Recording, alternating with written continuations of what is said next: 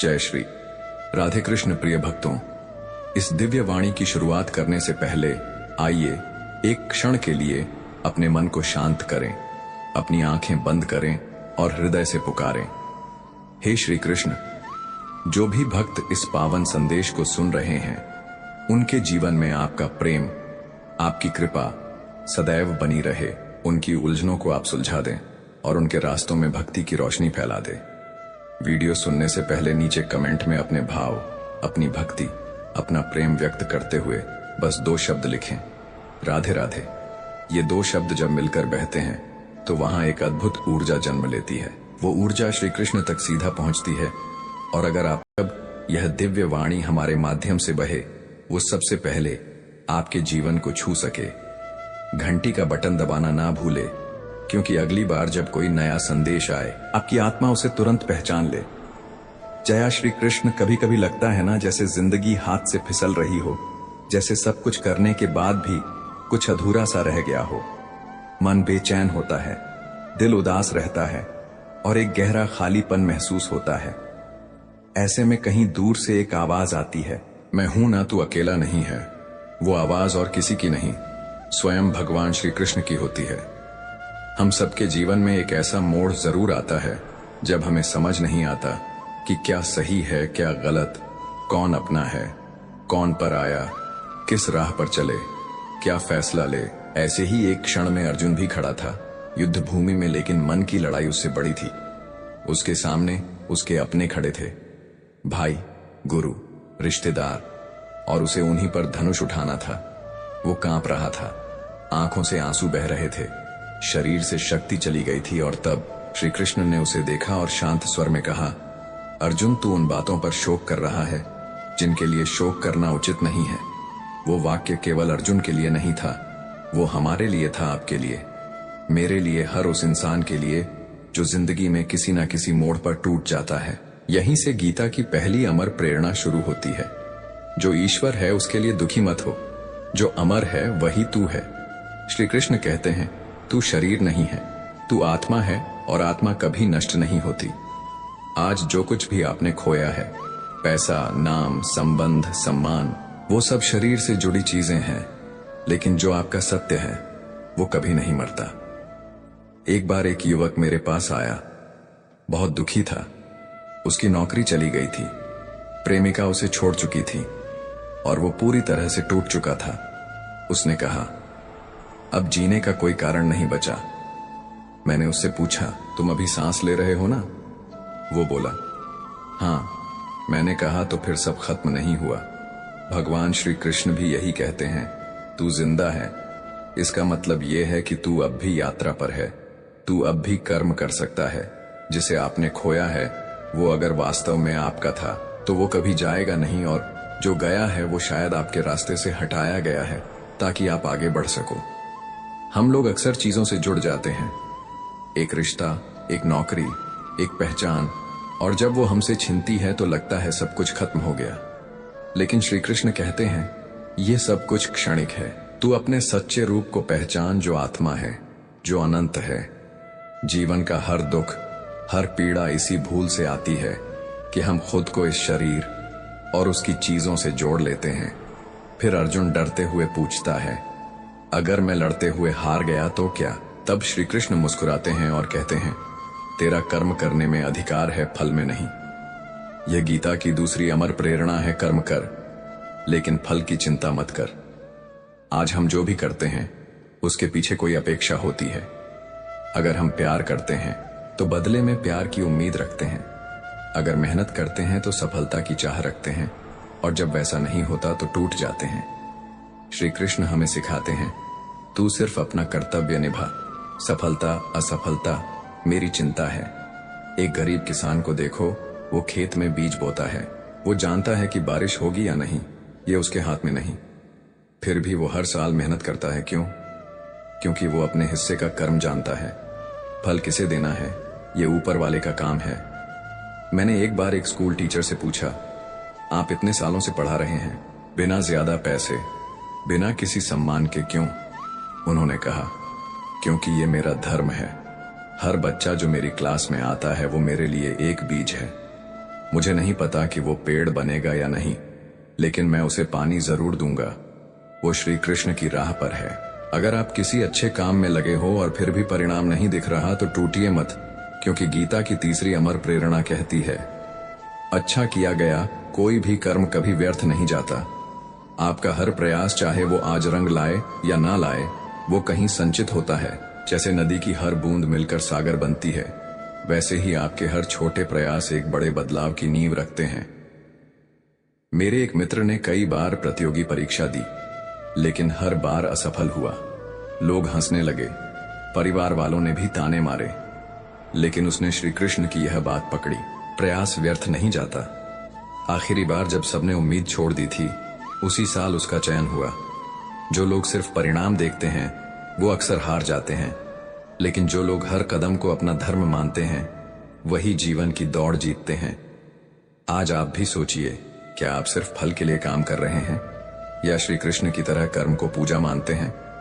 अगर कोई भी चीज आपको रोक रही है तो जान लीजिए, ये आपके मन का डर है, ना कि भगवान की इच्छा। क्योंकि श्री कृष्ण ने खुद कहा, मैं उस व्यक्ति की सहायता करता हूं जो पूरे मन से कर्म करता है और मुझ पर विश्वास रखता है। आपका भरोसा ही आपकी सबसे बड़ी शक्ति है। कभी कभी हमें लगता है कि हम अकेले हैं, सब कुछ हमारे ही ऊपर है, लेकिन याद रखिए, जब अर्जुन हिम्मत हार बैठा तो भगवान खुद उसके सारथी बनकर उसके साथ खड़े हुए। वो रथ के आगे नहीं पीछे खड़े थे, लेकिन उसकी सारी दिशा भगवान के हाथ में थी। आज अगर आप भी थके हुए हैं, डर से कांप रहे हैं, आगे का रास्ता नहीं दिख रहा, तो बस आंखें बंद कीजिए और मन में एक बार कहिए, जय श्री कृष्ण। आप देखेंगे वो चुपचाप आपके रथ की लगाम थाम लेंगे। श्री कृष्ण ने अर्जुन से कहा था, तू अपने स्वभाव के अनुरूप कर्म करेगा ही, पर उसे मोह, भय या भ्रम से मत बांध। कितनी बार ऐसा हुआ है कि हमें कोई बात करनी होती है, कोई निर्णय लेना होता है, लेकिन हम रुक जाते हैं, डर से, असुरक्षा से, या फिर लोग क्या कहेंगे इस सोच से। हमारे भीतर एक आवाज कहती है, तू ये कर सकता है, लेकिन हमारे बाहर की दुनिया हमें कहती है, शायद ये गलत है या तू असफल हो जाएगा। श्री कृष्ण इसी झिझक को तोड़ते हैं। वो कहते हैं, मोह का त्याग कर और उस राह पर चल जो तेरे स्वभाव के अनुरूप है। आपके अंदर संगीत का हुनर है, लेकिन आप डॉक्टर बनने की दौड़ में लगे हैं सिर्फ इसलिए कि सब वही कर रहे हैं, तो भीतर एक बेचैनी बनी ही रहेंगी। भगवान श्री कृष्ण कहते हैं, स्वधर्म में मरण भी श्रेयस्कर है, पर धर्म भय देने वाला है। यानी कि अपने रास्ते पर चलकर अगर गिर भी जाओ तो वो भी बेहतर है उस रास्ते से जो किसी और का है। आपको खुद से यह सवाल पूछना चाहिए, क्या मैं वो जीवन जी रहा हूं जो मेरा है, या क्या मैं बस समाज के डर से, रिश्तेदारों की बातों से या दिखावे की होड़ में दौड़ रहा हूं। एक बार एक लड़की मेरे पास आई। उसने इंजीनियरिंग की पढ़ाई की थी, लेकिन अंदर से वो लेखिका बनना चाहती थी। मैंने उससे पूछा, क्या तुमने कभी कुछ लिखा है? उसने कहा, हाँ, लेकिन कभी किसी को दिखाया नहीं, डर लगता है। मैंने उससे कहा, वो श्री कृष्ण को समर्पित कर दो, फिर डर किस बात का। आज वो हर दिन लिखती है। उसे ना पैसे की चिंता है ना नाम की, क्योंकि अब वो उस राह पर है जो उसका स्वभाव है। श्री कृष्ण की चौथी अमर प्रेरणा यही है, स्वधर्म को पहचानो और बिना डर के मोह में पड़ते हो या भ्रम में फंसते हो, तब खुद से कहो, भगवान श्री कृष्ण ने कहा है, डर को मत पाल, तू वही कर जो तेरा सत्य है। अब बात करते हैं पांचवी प्रेरणा की, जो शायद सबसे कठिन लेकिन सबसे पवित्र है। तू सब कुछ मुझे अर्पण कर दे। श्री कृष्ण ने कहा, जो कुछ भी तू करता है, जो कुछ भी खाता है, जो कुछ भी देता है, जो भी तप करता है, वो सब मुझे अर्पण कर दे। अब सोचिए, अगर आप हर कर्म को, हर सोच को, हर काम को भगवान को समर्पित करें तो क्या आप गलत कर पाएंगे? अगर आपको किसी को धोखा देना है और वो काम श्री कृष्ण को अर्पण करना है, तो क्या आप करेंगे? अगर आपको चोरी करना चाहे और उसे भगवान को समर्पित करना हो तो क्या करेंगे? इसलिए श्री कृष्ण हमें एक रहस्य दे देते हैं, अपने कर्मों को मेरा बना दो, फिर पाप और पुण्य से परे हो जाओगे। कितना सरल और कितना गहरा है ये उपदेश। एक बार एक साधु जंगल में भिक्षा मांगते हुए जा रहे थे। एक किसान ने उन्हें थोड़ी रोटी दी और कहा, मैं तो बस हल चलाता हूं, गोबर उठाता हूँ, खेत सींचता हूँ, मुझे क्या मिलेगा? साधु मुस्कुराए और बोले, अगर तू हल चलाते समय भी ये कहे कि हे कृष्ण, ये सेवा तुम्हारी है, तो तेरा हर पसीना भी पूजा बन जाएगा। जीवन का हर काम, चाहे वो खाना पकाना हो, पढ़ाई करना हो, व्यापार करना हो, अगर वो भावना से श्री कृष्ण को समर्पित किया जाए तो वो साधना बन जाता है। अब आप सोचिए, क्या आप रोज जो काम करते हैं उसमें श्री कृष्ण को याद करते हैं? क्या आप अपने दुख, दर्द या खुशी के पल उन्हें अर्पण करते हैं? अगर नहीं तो आज से कीजिए। हर सुबह उठते ही कहिए, हे कृष्ण, आज का दिन तुम्हें समर्पित जो करूंगा वो तुम्हारी पूजा होगी। फिर देखिए जीवन कितना बदलता है। अब छठवीं अमर प्रेरणा पर आते हैं, जो सीधे दिल को छू जाती है। जब कोई अपना हमें छोड़कर चला जाता है या जीवन में कुछ अनहोनी हो जाती है, जो हुआ वो अच्छा हुआ, जो हो रहा है वो भी अच्छा हो रहा है, जो होगा वो भी अच्छा ही होगा। ये वाक्य आज भी करोड़ों लोगों को जीवन में स्थिरता देता है, क्योंकि जब कुछ बुरा होता है हम प्रश्न करते हैं क्यों। जब कोई चला जाता है हम रोते हैं, ऐसा मेरे साथ ही क्यों। जब भविष्य डरावना दिखता है हम घबराते हैं, अब आगे क्या होगा। लेकिन श्री कृष्ण, तू नहीं जानता पर मैं जानता हूं, जो कुछ भी हो रहा है वो तेरे भले के लिए है। आप कभी पीछे मुड़कर देखिए, आपकी सबसे बड़ी तकलीफ है, सबसे गहरे जख्म, वो सब किसी ना किसी अच्छे मोड़ की वजह बने होंगे। एक बार एक व्यापारी का सारा माल समुद्र में डूब गया, वो दिवालिया हो गया। लोगों ने उसका मजाक उड़ाया, लेकिन कुछ महीनों बाद पता चला उस जहाज में जो लोग थे वो समुद्री डाकुओं ने मार डाले और उसका न जाना उसकी जान बचा गया। आज वो कहता है, अगर उस दिन मेरा नुकसान नहीं हुआ होता तो आज मैं जिंदा नहीं होता। भगवान की लीला समझना हमारे बस की बात नहीं, पर भरोसा रखना ये हमारा धर्म है। अगर आज आप किसी मुश्किल दौर से गुजर रहे हैं तो बस मन में एक बात बैठा लीजिए, श्री कृष्ण की योजना मुझसे बड़ी है। जो हुआ है वो मुझे कुछ सिखाने आया है। शांत रहिए, धैर्य रखिए और श्री कृष्ण का नाम लेते रहिए। श्री कृष्ण की यह छठवीं अमर प्रेरणा, सब कुछ उसके अनुसार ही हो रहा है जो हमारे लिए उचित है। आपके जीवन को सहनशीलता, विश्वास और शांति देती है। आज आपने इस खंड में जो सुना वो केवल शब्द नहीं, बल्कि एक यात्रा है, अपने भीतर झांकने की, अपने सत्य को पहचानने की और भगवान श्री कृष्ण पर पूर्ण समर्पण की। कभी कभी हम सोचते हैं इतनी बातें तो ठीक हैं, लेकिन ये सब कर पाना आसान नहीं। तो याद रखिए, अर्जुन भी यही कह रहा था, लेकिन जब उसने आंखें बंद की और श्री कृष्ण की बातों पर भरोसा किया, तब युद्ध केवल बाहर नहीं भीतर भी जीता शुरू करते हैं। आज की 7वीं अमर प्रेरणा से मन ही मित्र है और मन ही शत्रु है। जब अर्जुन युद्ध से भागना चाहता था, जब उसका मंडक मगा रहा था, तब श्री कृष्ण ने कहा, आत्मेय व्यात्मानो बंधु आत्मेय वरे पुरा आत्मेय, जिसका अर्थ है तू ही अपना मित्र है और तू ही अपना शत्रु है। अब जरा रुकिए और सोचिए, कितनी बार आपने खुद से ही लड़ाई लड़ी है। जब कोई और नहीं होता तब भी साधु ने मुस्कुराकर कहा, मैं अकेला नहीं हूं, मेरा मन मेरा साथ देता है, इसलिए मैं कभी अकेला नहीं पड़ता। तो अगर आप जीवन में अकेलापन महसूस करते हैं या टूटा हुआ महसूस करते हैं, तो सबसे पहले अपने मन को देखिए, उसे क्या चाहिए। क्या वो भटक रहा है? क्या वो भ्रम में है? या क्या उसे सिर्फ श्री कृष्ण का नाम चाहिए? श्री कृष्ण कहते हैं, जो मन को साध ले वो संसार को भी साध सकता है।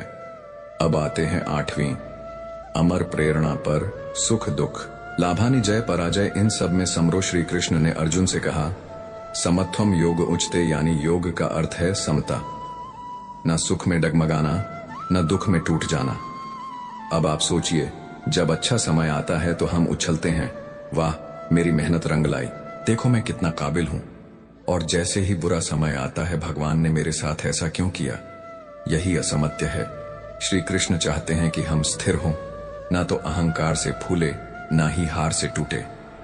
एक बार एक बहुत बड़ा व्यापारी दिवालिया हो गया। वो मंदिर गया और खूब रोया।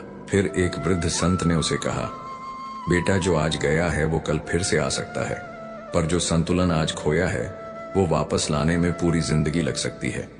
अपने मन को पकड़, धन तो आता जाता रहेगा, इसीलिए श्री कृष्ण हमें सिखाते हैं, सुख दुख को संभव से देखो। हर बार जब कोई दुख आए तो खुद से कहिए यह भी बीत जाएगा, और जब सुख आए तो कहिए यह भी स्थायी नहीं है। तब जीवन में स्थिरता आएगी और यही असली शांति है। अब नवमी अमर प्रेरणा पर आते हैं, जो सबसे प्यारी है, सबसे करुणामयी है। मैं हर जीव के हृदय में वास करता हूँ। श्री कृष्ण कहते हैं, ईश्वर सर्वभूता नाम हृदय से अर्जुन तिष्ठति, यानी मैं हर प्राणी के हृदय में ही वास करता हूँ। अब जरा सोचिए, जिस इंसान ने आपको धोखा दिया, जिसके लिए आपके मन में क्रोध है, उसके भीतर भी श्री कृष्ण का अंश है। जिससे आप नफरत करते हैं, जो आपको पसंद नहीं, वो भी उसी परमात्मा का ही अंश है। तो अब प्रश्न ये है, आप कैसे किसी से घृणा कर सकते हैं जब जान जाए कि उसी में श्री कृष्ण छिपे हैं। ये प्रेरणा हमें क्षमा, करुणा और सहिष्णुता सिखाती है। एक बार एक स्त्री ने भगवान से कहा, मैं तुम्हारी बहुत बड़ी भक्त हूं, लेकिन मेरे पति बहुत गुस्सैल हैं। कैसे हैं? भगवान ने कहा, हर बार जब वो गुस्सा करें तो उन्हें मेरे रूप में देखो, शायद तुम्हारा मन क्षमा करना सीख जाएगा। और हुआ भी यही। जब हम किसी में भगवान को देखना शुरू कर देते हैं तो झगड़े मिट जाते हैं, अहंकार टूटता है और प्रेम पनपता है। श्री कृष्ण ने अर्जुन से यह भी कहा, मैं किसी से द्वेष नहीं करता, न ही किसी से विशेष प्रेम करता हूं, पर जो मुझे प्रेम से भजते हैं मैं उनका हूं। यानी तू भी वैसा बन, सबको एक जैसा देख। अब सोचिए, अगर हम सब हर इंसान में श्री कृष्ण को देखने लगे तो फिर क्या कोई झगड़ा रह जाएगा? क्या किसी से जलन होगी नहीं? इसलिए इस नवी प्रेरणा को अपनाइए। हर व्यक्ति में भगवान को देखिए, शायद तभी आपका मन मुक्त होगा।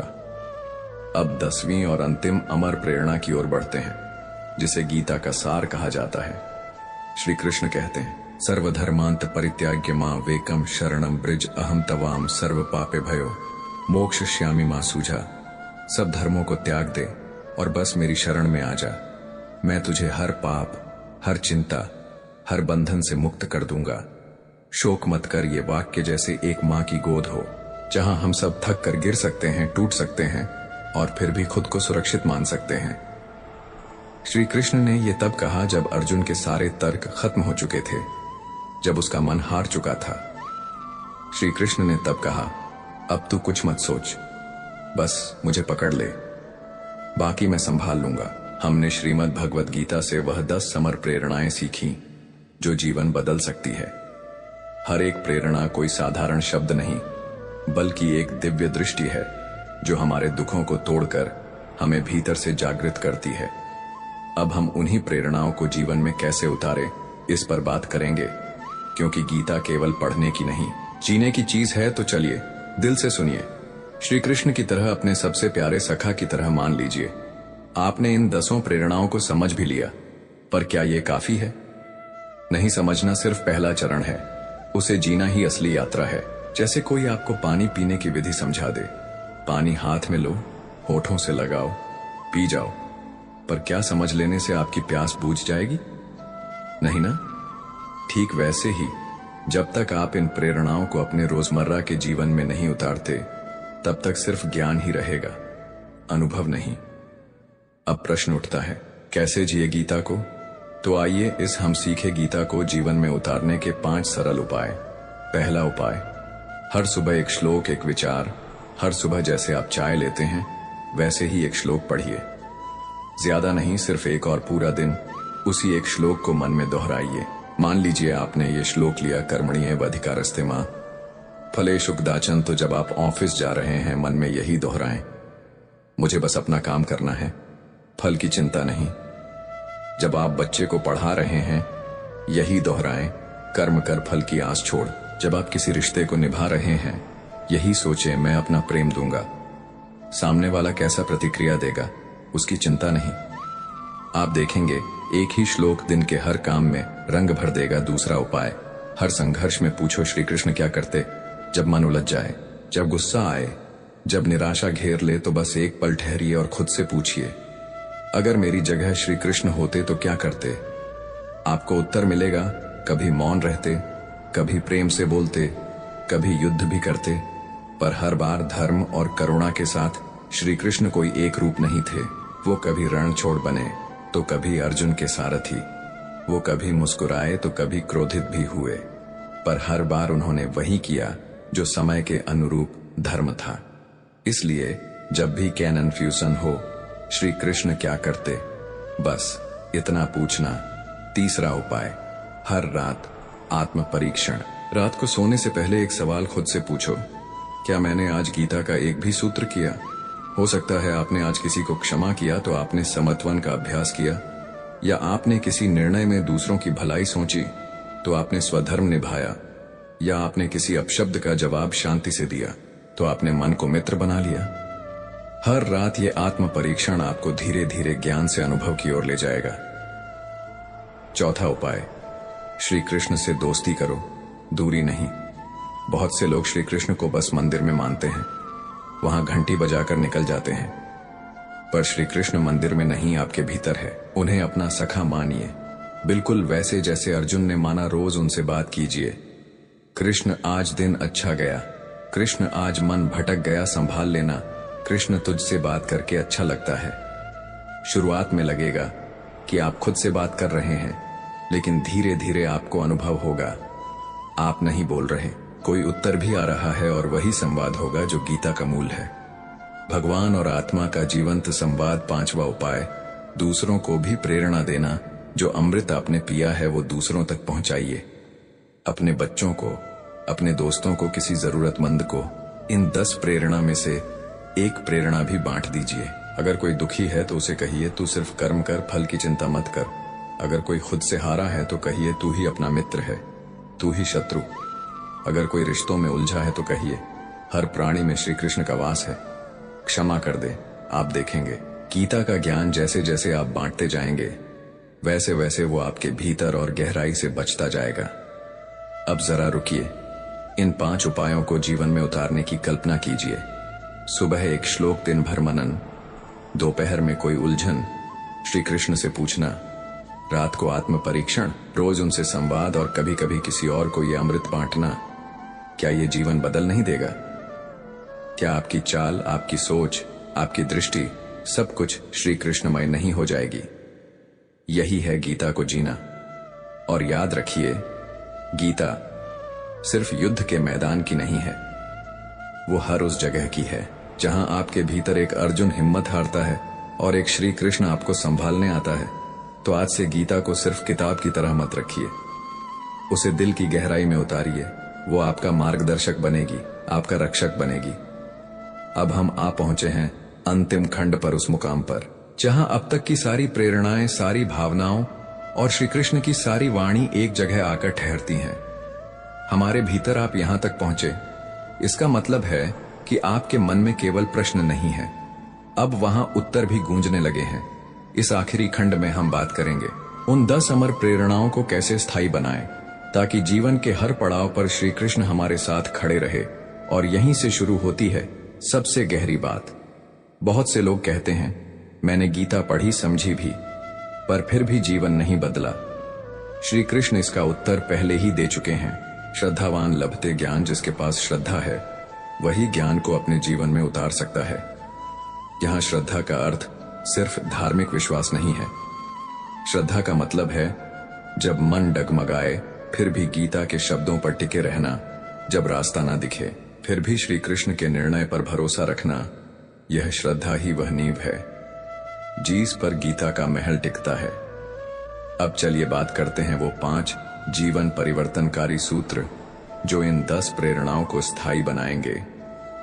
पहला सूत्र जो घट रहा है वो होना ही था। आपने गीता से सीखा, मां फलेषु कदाचन, फल की चिंता मत करो। पर जब मन दुखी होता है, जब हमें नुकसान होता है, तब इस प्रेरणा पर अडिग रहना कठिन हो जाता है। ऐसे में श्री कृष्ण याद दिलाते हैं, जो कुछ भी तुम्हारे साथ घट रहा है वह संयोग नहीं, संस्कारों और समय का परिणाम है। अगर आज बारिश हो रही है तो उसके बाद धूप भी आएगी। अगर आज मन भारी है तो कल वह भी हल्का होगा, क्योंकि परिवर्तन ही जीवन है। तो हर दुख में कहिए, श्री कृष्ण जो हो रहा है मुझे स्वीकार है, क्योंकि तेरी योजना मुझसे बड़ी है। दूसरा सूत्र, स्वयं को सशक्त बनाओ, दूसरों को नियंत्रित नहीं। श्री कृष्ण कहते हैं, उदरे आत्मन आत्मानम अवसादयत, तू ही स्वयं का उद्धार कर सकता है। दुनिया को बदलने की कोशिश मत करो। खुद को इतना मजबूत बनाओ कि दुनिया तुम्हारा कुछ बिगाड़ ही ना पाए। आपके पास शक्ति है अपनी सोच बदलने की, अपनी दृष्टि बदलने की, अपने कर्म चुनने की। यही गीता की आत्मा है। स्वयं पर ध्यान, स्वयं पर काम। तीसरा सूत्र, संघर्ष से भागना नहीं, मुस्कुराकर सामना करना। अर्जुन युद्ध से भागना चाहता था। उसने कहा, मैं युद्ध नहीं करूंगा। श्री कृष्ण ने क्या किया? उन्होंने युद्ध को आसान नहीं किया, उन्होंने अर्जुन को शक्तिशाली बनाया। क्यों? क्योंकि अगर युद्ध टाला जाता तो अर्जुन की अंतरात्मा हार जाती, पर युद्ध को स्वीकार करके अर्जुन नायक बन गया। आज भी जब आपके जीवन में संघर्ष आता है, श्री कृष्ण आपको कमजोर नहीं कहते, वो आपको याद दिलाते हैं तुम योद्धा हो। इसलिए हर बार जब कोई कठिनाई आए, अपने आप से कहिए, मैं अर्जुन हूं और श्री कृष्ण मेरे सारथी हैं। चौथा सूत्र, जो मिला है उसका आदर कर, जो नहीं मिला उसका बोझ मत बना। आज हर इंसान किसी न किसी चीज से दुखी है। मेरे पास पैसा नहीं, सम्मान नहीं, समय नहीं, पर श्री कृष्ण कहते हैं, तत्सुखम सत्वजम यत आत्मबुद्धि प्रसाद। जम सच्चा सुख भीतर से आता है, बाहर से नहीं। जो मिला है उसमें आनंद ढूंढो, जो नहीं मिला उसे पानी की ललक रखो, पर उसकी कमी से दुखी मत हो। श्री कृष्ण गाय चराते थे, पर अंदर से राजाओं से भी अधिक धनवान थे। क्यों? क्योंकि उन्होंने भीतर का खजाना पा लिया था, और ये खजाना हर एक के पास है। शांत चित्त, संतोष और श्री कृष्ण का साथ। पांचवा सूत्र, मृत्यु का भय नहीं, अमर आत्मा का बोध। गीता की सबसे गहन बात यही है ना, जायते म्रियते वक्त आत्मा न जन्म लेती है न मरती है। तुम यह शरीर नहीं हो, तुम वह ऊर्जा हो, वह चेतना हो जो केवल अनुभव करती है। तो मृत्यु का क्या भाई, किसी प्रिय को खो देने का क्या गम। जो गया वह केवल शरीर था, उसकी आत्मा अभी भी श्री कृष्ण के चरणों में है, और वो हर रोज हर पल तुम्हारे पास है। ये समझ आ जाए तो हर दुख, हर भय छू मंत्र। अब एक अंतिम बात, गीता को जीवन का आईना बना लो। हर बार जब मन उलझे, गीता खोलो। हर बार जब भावनाओं बहके, गीता पढ़ो। हर बार जब हार लगे, श्री कृष्ण को पुकारो, क्योंकि ये 10 अमर प्रेरणाएं हैं। किसी पौराणिक ग्रंथ की बातें नहीं है, ये आपके जीवन की कहानी है। ये हर इंसान के अंदर उठने वाले सवालों का उत्तर है। और अब जब आप ये 5 खंड पूरे पढ़ चुके हैं, तो मैं आपको एक विनती करूंगा, इन शब्दों को बंद मत करो, इन अनुभवों को बांटिए। किसी एक को गीता का एक संदेश दीजिए, आप उसका जीवन बदल देंगे। और अगर कभी मन फिर से डगमगाए तो इस श्रृंखला को दोबारा सुनिए, क्योंकि श्री कृष्ण की वाणी हर बार नई ऊर्जा, नई दृष्टि, नई प्रेरणा लेकर आती है। जय श्री कृष्ण। आपसे फिर मुलाकात होगी किसी नए विषय पर, जब मन पुकारना श्री कृष्ण की वाणी फिर सुनाए।